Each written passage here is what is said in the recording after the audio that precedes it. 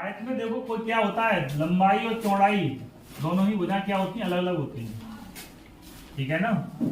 और या कह सकते हैं ऐसी आकृति जिसके आमने सामने की भुजाएं क्या होती है, बराबर होती है, क्या कहते हैं, आयत कहते हैं। जैसे मान लो ये एल है तो ये भी एल होगी, और ठीक है ना, ये बी है तो ये भी है। यानी जितनी लंबाई इसकी होगी उतनी लंबाई इस वाले की होगी, और जितनी लंबाई इसकी होगी उतनी लंबाई इस वाले की होगी, ठीक है ना।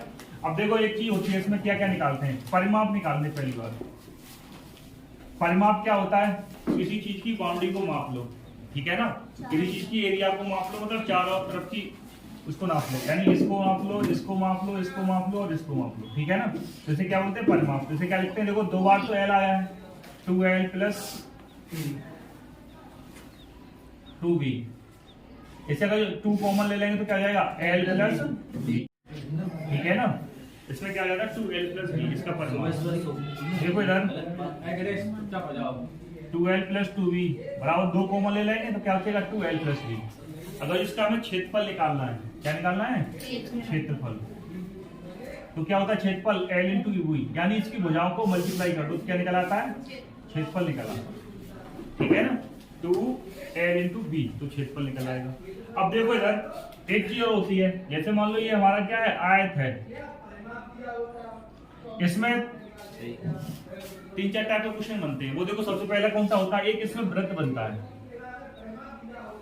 इस तरह से, बाह्यवृत्त आयत में नहीं बनता है, ठीक है ना, केवल वो वर्ग में बनता है अंतर्वृत्त और बाह्यवृत्त, इसमें केवल अंतर्वृत्त बनता है। अब देखो इसमें एक कंडीशन और होती है, यहाँ पर जो इसका जो अंतर्वृत्त बनता है ना, वो हमेशा लंबाई वाली भुजा को छूता है।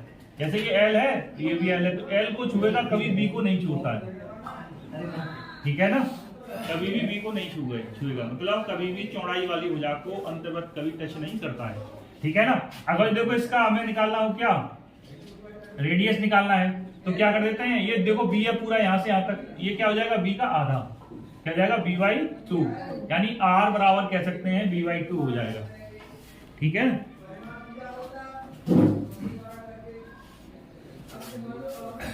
r बराबर क्या हो जाएगा, यहाँ पर r बराबर क्या हो जाएगा, b/2 हो जाएगा, ठीक है ना। और इसका क्षेत्रफल तो जानते ही, वृत्त का क्षेत्रफल क्या होता है, क्षेत्रफल निकालेंगे वृत्त का तो क्या हो जाएगा पाई r², वही वाली चीज लगेगी, आपको वही लगाना है सब कुछ, ठीक है ना। अब देखो एक कंडीशन और होती है, अगली कंडीशन क्या होती है, जैसे मान लो एक आयत है, ठीक है ना, और इसके अंदर की ओर या बाहर की ओर दो कंडीशन बनती हैं, रास्ते वाला।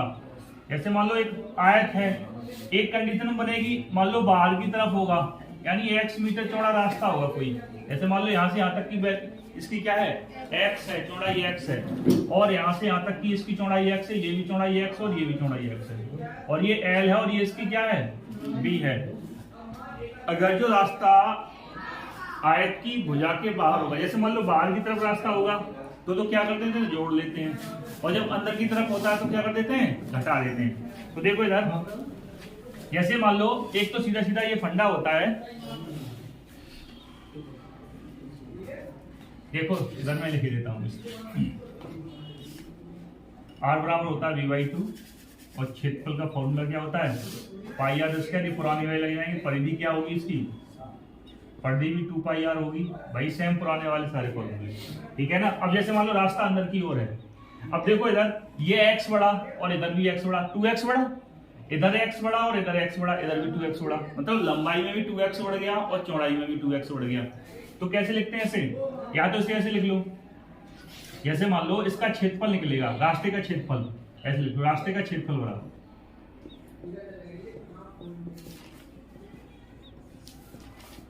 क्या लिखते हैं 2x पुस्तक में l plus b plus 2x, यहां से निकल आता है, सीधे सीधे इसमें पुट कर दो x की वैल्यू, सीधे सीधे आंसर निकल आएगा।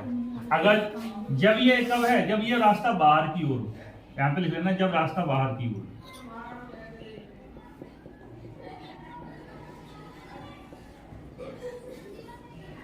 और दूसरा जब रास्ता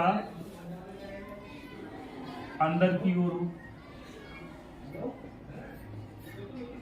तब क्या होता है, तब होता है क्षेत्रफल बराबर होता है 2x कोष्टक में l plus b minus 2x,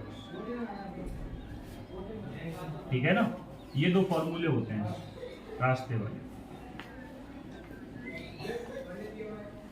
ये दो, मान लो हमने एक आयत ले लिया, ठीक है ना, क्या ले लिया, आयत ले लिया। अब आयत की लंबाई कितनी है, लंबाई कितनी दे रखा 18, और चौड़ाई कितनी दे रखी है ये वाली बता 14। तो सबसे पहले इसका परिमाप क्या होगा, देखो परिमाप क्या होता है 2 इंटू एल प्लस बी, यही तो होता है। तो 2 इंटू 18 प्लस 14। अब 18 और 14 जोड़ो कितना हो जाएगा 32, और 32 में 2 का गुणा कर दो कितना हो जाएगा 64 सेंटीमीटर। ये हो जाएगा क्या तुम्हारा परिमाप। बात समझ में आ गई। अब देखो इसका क्षेत्रफल निकालेंगे तो क्या करेंगे, क्षेत्रफल गुणा क्या होगा 18 गुणा 14, ठीक है ना। 18 और 14 का मल्टीप्लाई कर दो, कितना आ रहा है 18 चौका 72, 252 नहीं आ रहा है, देख लेना 252 सेंटीमीटर स्क्वायर। देखो परिमाप होता है वो हमने बताया था ना, और वो क्या होता है मीटर या सेंटीमीटर रहेगा, क्षेत्रफल हमेशा स्क्वायर में होता है, ठीक है। तो इसका तो ये हो गया। अब जैसे मान लो इसी में व्रत बना दिया, ये वाला इस तरह से, ठीक है ना, ये वाला व्रत बना दिया हमने। अब व्रत बना देंगे तो देखो यहाँ से यहाँ तक की दूरी, इसकी रेडियस क्या होगी यानी b/2 होती है ना, तो b कितना है यहाँ पर 14, 14/2 करेंगे कितना आ जाएगा 7, यानी रेडियस निकालेंगे इसकी क्या हो जाएगा 14/7, 14/2 बराबर 7, यानी 7 सेंटीमीटर इसकी क्या आ गई रेडियस आ गई, ठीक है ना। जब रेडियस हमें पता चल गई तो क्या आ जाएगा परिमाप पता चल जाएगा। परिमाप क्या होता है व्रत का, व्रत का परिमाप बराबर क्या होता है 2πr, ठीक है ना। 2 की वैल्यू लगाओ इंटू पाई की वैल्यू लगाओ इंटू r लगा दो। अब देखो कितना आ जाएगा 44। अब क्षेत्रफल निकालेंगे तो क्या आ जाएगा पाई आर स्क्वायर, तो क्या हो जाएगा 22/7 इंटू 7 इंटू 7, एक 7 से 7 कटेगा, 7 कितना होता है 154 सेंटीमीटर स्क्वायर। इसमें सेंटीमीटर लिख लेना, ठीक है। अब देखो एक चीज हमने तो कल परसों बताई थी रजनी, देखो इधर हमने तो बताया था जब रेडियस 7 होती है ना तो परिमाप कितना होता है 44 होता है, क्षेत्रफल कितना होता है 154 होता है, ठीक है ना। परिमाप कितना होता है 44 और क्षेत्रफल कितना होता है 154 होता है। तो तुम्हें फिर ये निकालने की आवश्यकता नहीं थी, इसका आंसर सीधा सीधा हो जाता। तुम्हें पता है इसकी रेडियस 7 होगी तो परिमाप 144 होगा और क्षेत्रफल 154 होगा, ठीक।